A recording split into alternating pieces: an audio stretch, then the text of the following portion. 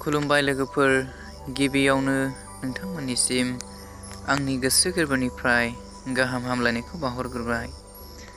दिनै आं नोंथांमोननि सिगाङाव दोंसे खन्थाइ फरायथिनानै खोनासंहोनो आखायाव लादों। खन्थाइखौ आंनो सुजुदों।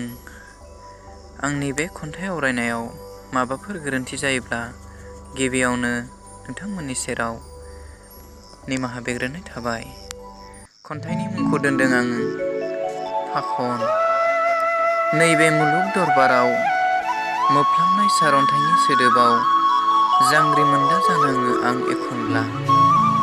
बुग्दाव हालामाव रिमोनला जानाङोसै आंनि जिउ सोलेरा एखनब्ला सोरनिबा फाखननि फावथिना गेलेनायाव। मादि मैया मैया जायो आय' लामा दथानि थाराय बिबार बागानाव। सोर मोनथि मोनगोन खाब्रां रायजोनि हालामाव हरखाबै फैनानै दुखुल' दामोनसै नों आंखौ।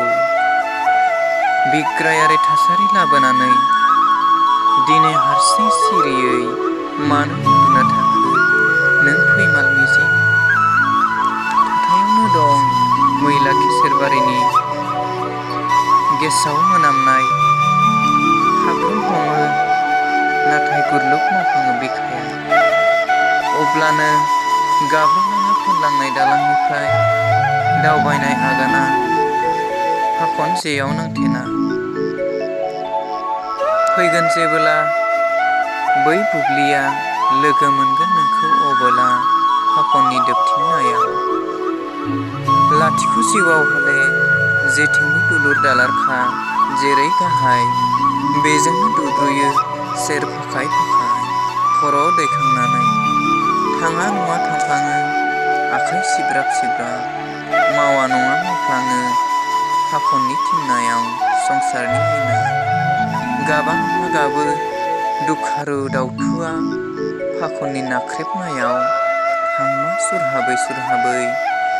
गावनि जिउनि दुखुथिया बिखाखौ बुज्राब बुज्राब। अबोलानो थाइनै मेगननिफ्राय दुंब्रुद मोदैया र' र' बोहैबोयो जालामा खोबजानाय मेगननि दरजाखौ ब्ला सिंखावनानै। एसेनोसै, गोजोन्थों।